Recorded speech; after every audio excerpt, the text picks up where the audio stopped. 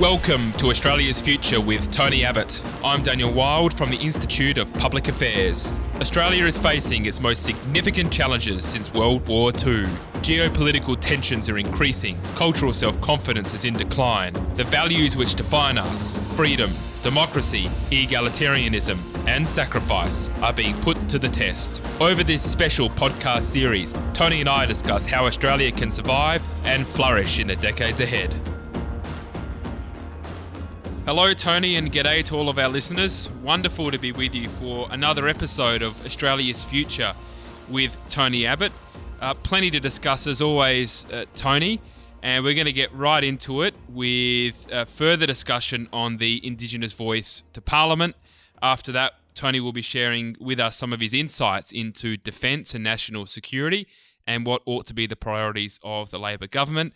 And lastly, we will discuss what is becoming a much bigger issue for our nation is government debt in the context of rising inflation and rising interest rates.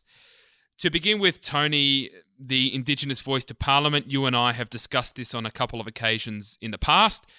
We need to keep discussing it because the issue is now coming to a head. You've written a very important piece for The Australian a couple of days ago on the Indigenous voice. And I might just start by providing context, which is that Anthony Albanese recently released his preferred wording for a potential constitutional amendment. And I will just briefly read out his proposal, which reads as follows. There shall be a body to be called the Aboriginal and Torres Strait Islander Voice. That voice may make representations to Parliament and the Executive on matters relating to Aboriginal and Torres Strait Islander peoples. And the Parliament shall, subject to the Constitution, have power to make laws with respect to the composition, function, powers and procedures of the voice. Very vague, no details. Tony, can you give us, to begin with, your assessment of what's been put to us? Thanks, Dan, and it's great to be with you. I'm a supporter of Indigenous constitutional recognition, but it's got to be the right recognition, not the wrong recognition. And over the course of the last 15 years, since both sides of politics committed to some form of recognition, the recognition debate has gone way, way, way beyond simply acknowledging Indigenous people in our nation's founding document and right into this field of not just Indigenous governance, but governance more generally. So the problem with the voice is that it's wrong in principle and it would work very badly in practice. It's almost where do you start when it comes to picking apart the proposal that the Prime Minister put forward at Garma. To start with, the whole concept of a voice is foreign to legal documents. And if we start saying that anyone who feels like they lack a voice to power should have something entrenched in our foundation document, where do you end? I was listening to a news report this morning. Young kids in institutions, according to the news report, feel unheard. They feel they lack a voice. And I found myself responding to the radio saying, well, maybe they need a voice to the Parliament entrenched in our Constitution. Anyway, so look, the voice is it's a nebulous, ahistorical concept. Its scope is extremely ill-defined. Advise the Parliament or make representations to the Parliament on, quote, matters relating, unquote, to Indigenous people. Well, inevitably, this will end up in the courts. It will be massively litigated, and something as vague as this is almost inevitably going to be interpreted very expansively by the courts. And then there's this whole issue of the Parliament's ability to expand the functions of the voice indefinitely and without limit. We could find that the voice is not simply giving advice, but it's running programs. We could find that the voice is not simply giving advice on Indigenous matters, but casting its eyes over the whole range of government policy. Then there's the idea of any group of people having to speak with one voice.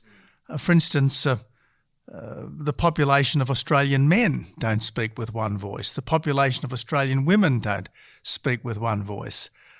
I dare say the population of Australian migrants or people with disabilities don't speak with one voice. I dare say the gay community, for want of another example, doesn't speak with one voice. So why should we expect that Indigenous people are univocal in a way that no one else is or no other entity is? And what does the need for a special Indigenous voice say about the 11 individual Indigenous voices that we've already got in the Parliament? Why shouldn't we listen to them respectfully and weigh up what we do as a Parliament, as a government, as a nation, based on what those individual voices tell us?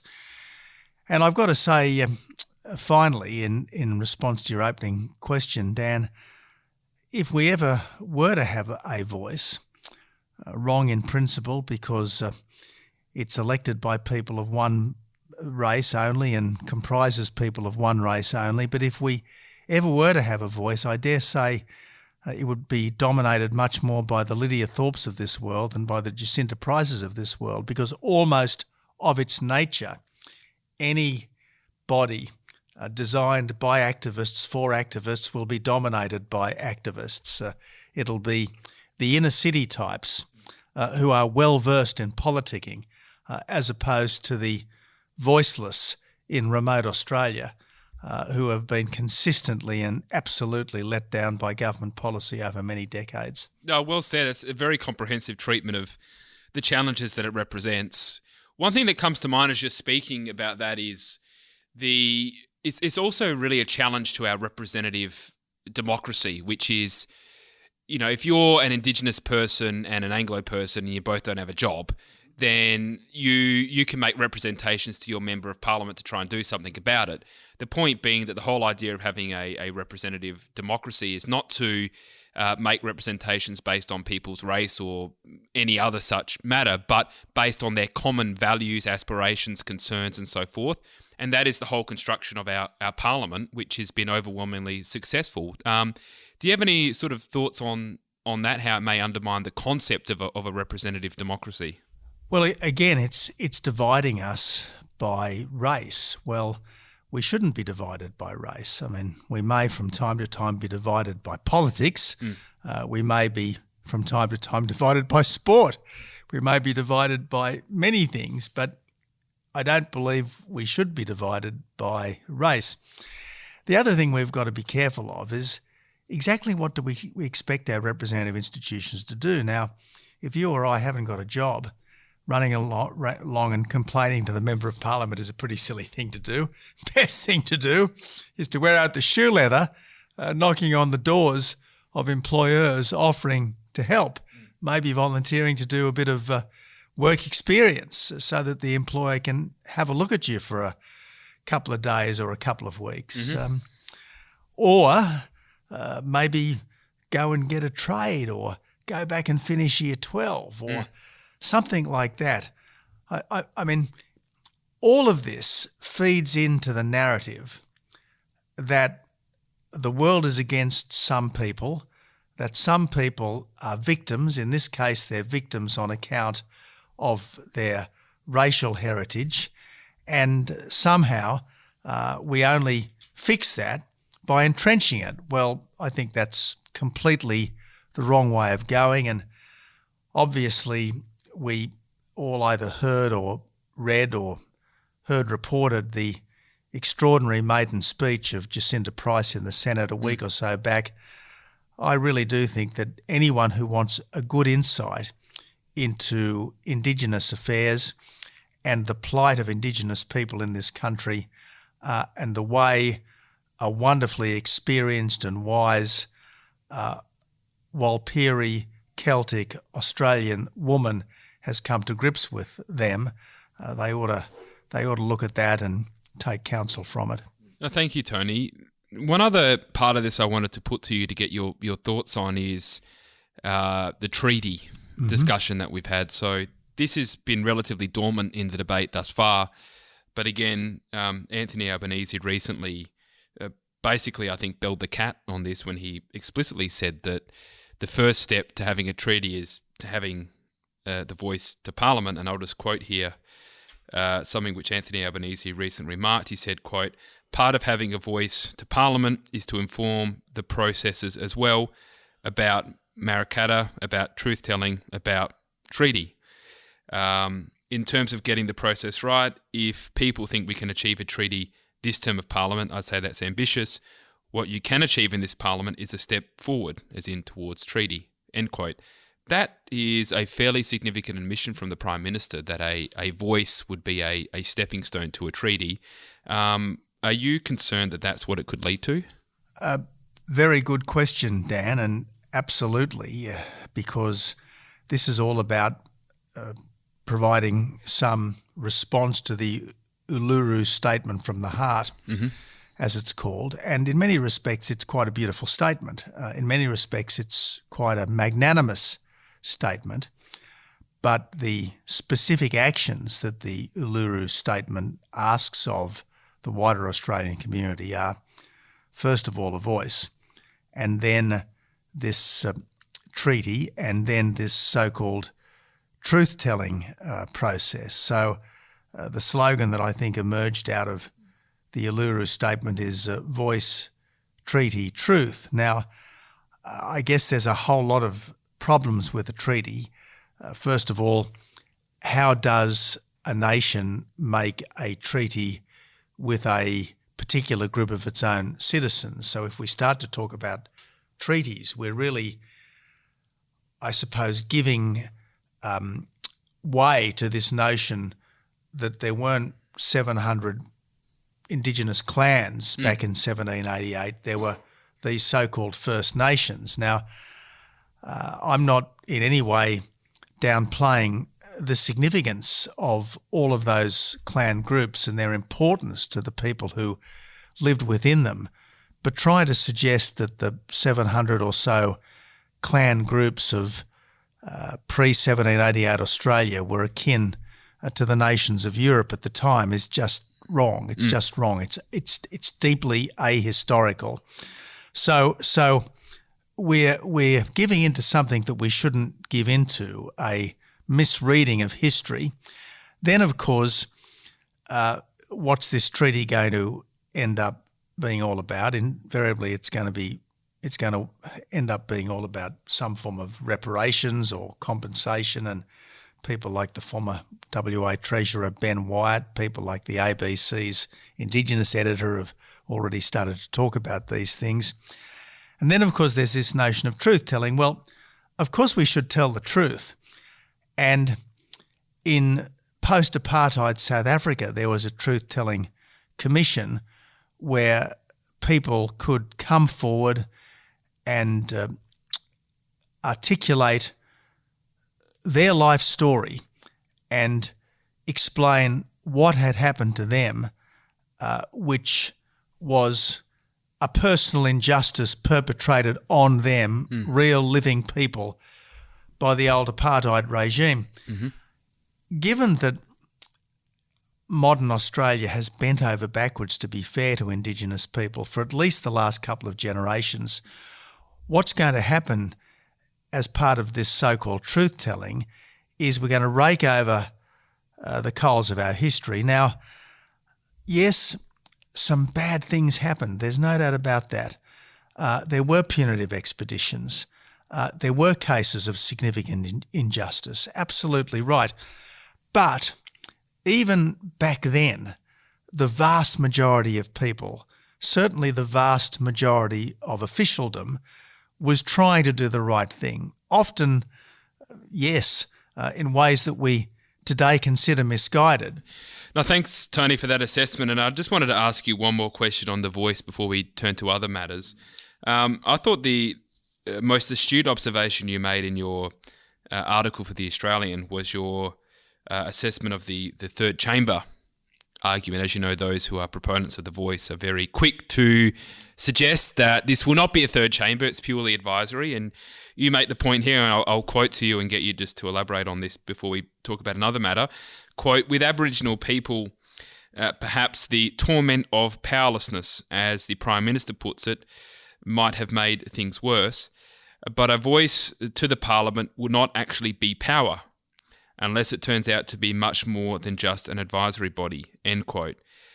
Tony, can you just elaborate on your assessment of the third chamber? Sure, and Prime Minister Albanese himself really belled the cat here, where he said something like this, I'm quoting from memory, it would be a very brave government that ignored the voice. That's right. That was on David Spears on the Insiders program last week. In other words, the voice is not really an advisory body.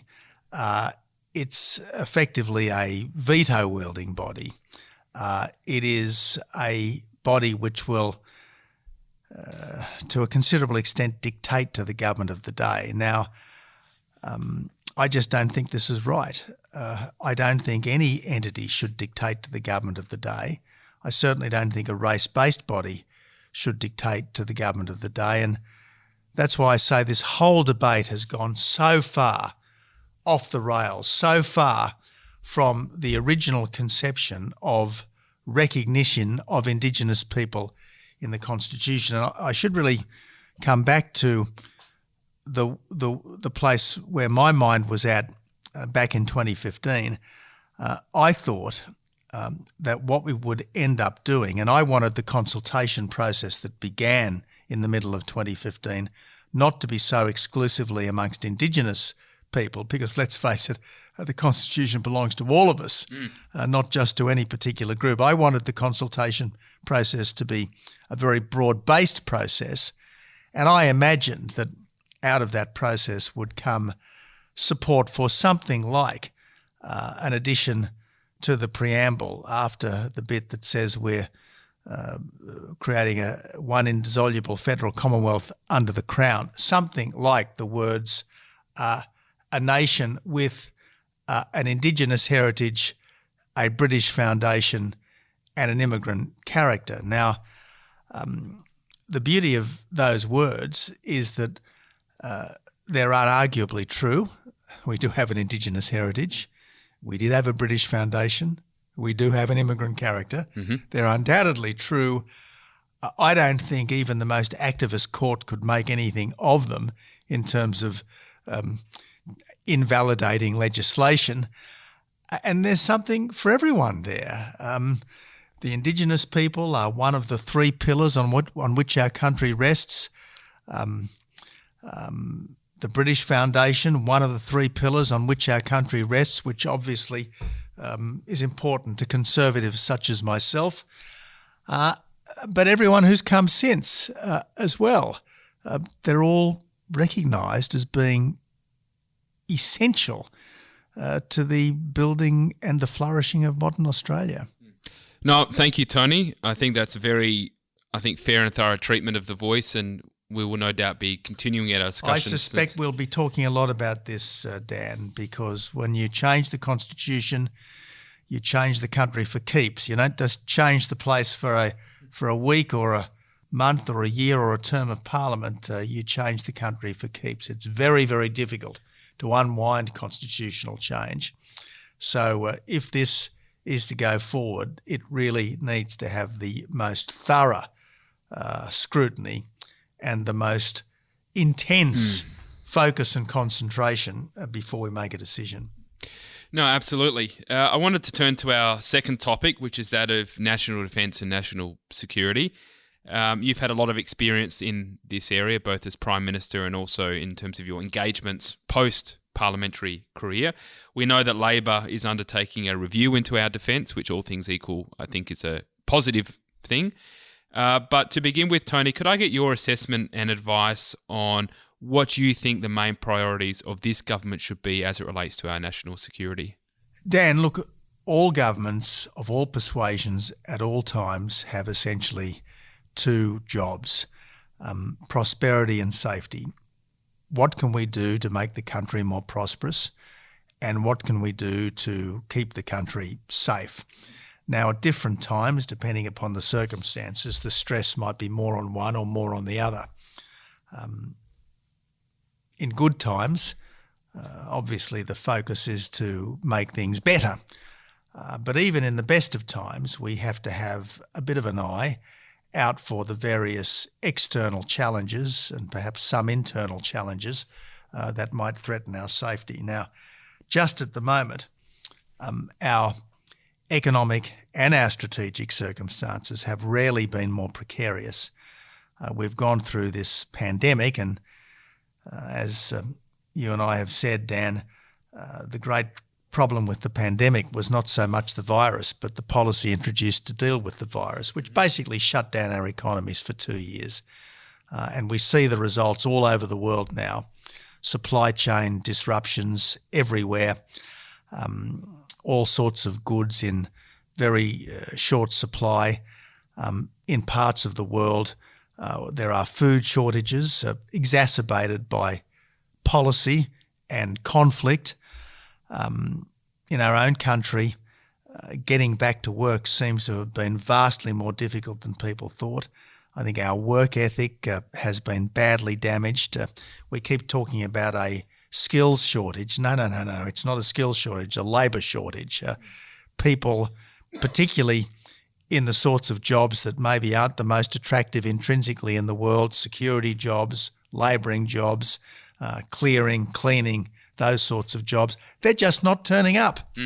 They're just not turning up because we've got used to this idea that you don't have to go to work, particularly if you've got a sniffle. You don't have to go to work, and if you do have a sniffle, well, why not take 7 days off, because you never know, it might be the dread plague. So look, we've got a lot of economic problems on our plate. Inflation is high and it's serious. But the last thing we want is a deep recession to cure inflation, yes. And that's the risk right now. Then, of course, we've got the ongoing war in Ukraine, and we've got the No Limits partnership between Moscow and Beijing, with a few others lurking around as well as potential allies of convenience with both Moscow and Beijing. Which could really damage us. People talk about a climate emergency. Well, I tell you, the climate emergency is nothing compared to the strategic emergency, which, if it goes wrong or if it gets worse, could damage us and kill us in extraordinary numbers. Completely different order of magnitude to anything that might result from a degree or two of temperature rise several decades hence. So what would be, if you're going to say 3 major things that you believe the government should be focusing on, whether that's to do with our security alliances, whether that's to do with our offensive capabilities, for example, whether that's to do with the acquisition of submarines, what would be the 3 top things you would recommend be considered as a part of this review? Okay, well, Jim Molan has just written an excellent book, which I would thoroughly recommend to all of our listeners today, Dan, A Danger on Our Doorstep. Mm-hmm. It's an outstanding book. I'm hoping the Spectator might have a review of the book by me in the edition to come out at the end of the week. But I really do recommend that book to people. But essentially, what do we need to do? Well, first of all, we need to strengthen and deepen our alliances, and the Morrison government, to its great credit, did that. Mm-hmm. The Albanese government, to its credit, seems to be continuing the good work. Second, we've got to very rapidly increase our military firepower. I've said before in many different contexts that the AUKUS decision was the most important decision any Australian government has made in decades. Unfortunately, it was one thing to make the decision, it was another thing to deliver on it, and the delivery looks like being at least a couple of decades away. Well, we haven't got a couple of decades. We need to pack a lot more strategic punch in the next couple of years, not just in the next couple of decades. In fact, if we could get it tomorrow, we should get it tomorrow. So there's the need for a crash armaments program, effectively, a crash rearmament on the scale of what Britain did in the late 1930s. We really do need something of that order. And there are lots of things that might be considered and don't need a review to be considered. They need a decision. We could talk to the Japanese, with whom we now have a reciprocal access agreement, about basing some of our ships and planes in Japan so that they could be closer to any potential theatre of operations. We are in the process of building frigate-sized offshore patrol vessels, but as currently envisaged, they have almost no armament. We could put some serious armament on these serious ships. But the other thing we need to do, Dan, is we need to increase our national resilience. I don't think making our country more resilient right now is advanced by insisting that while our coal can be exported to China for them to use, we can strengthen our competitor. We can't use it here. It's scandalous that we've got such limited stores of armaments. It's scandalous that we have such limited supplies of liquid fuels onshore here in this country. The former government, to its credit, did buy oil reserves, but they're in the United States. And as Jim Molan tells us in no uncertain terms in his book, in the event of a conflict, we would not be able to get those stores from the United States to Australia unless we had our own merchant marine, which we virtually don't have anymore. So they're not exactly strategic. So we're doing very well on the alliance building. We're doing not well, but we're at least thinking about the armament building. The one thing we're not thinking about at all, in fact, if anything, we're going backwards, is the national resiliency piece.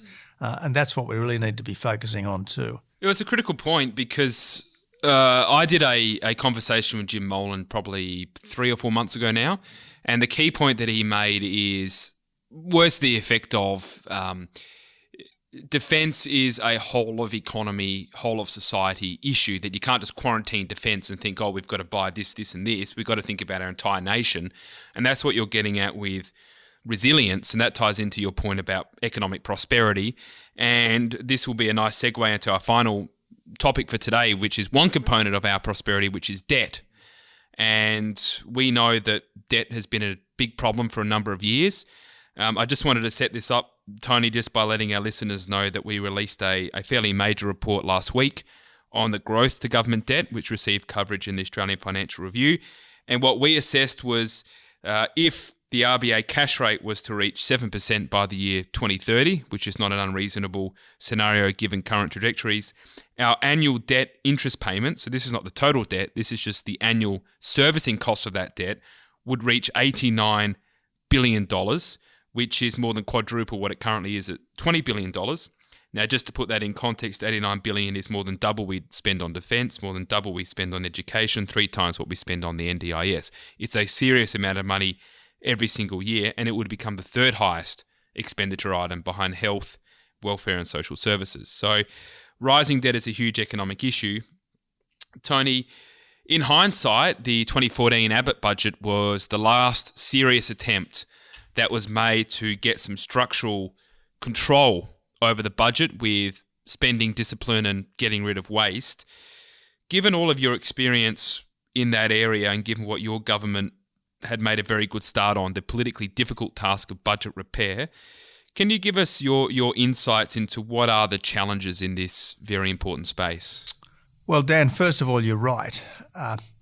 It's all very well being blasé about debt when interest rates are close to zero, but if interest rates go back to standard historical levels, 5 to 6% for argument's sake, well, that $1 trillion worth of debt, the interest repayments suddenly go up from about 15 to 20 billion a year to 60 billion plus. So we're talking about a massive ongoing burden on the budget.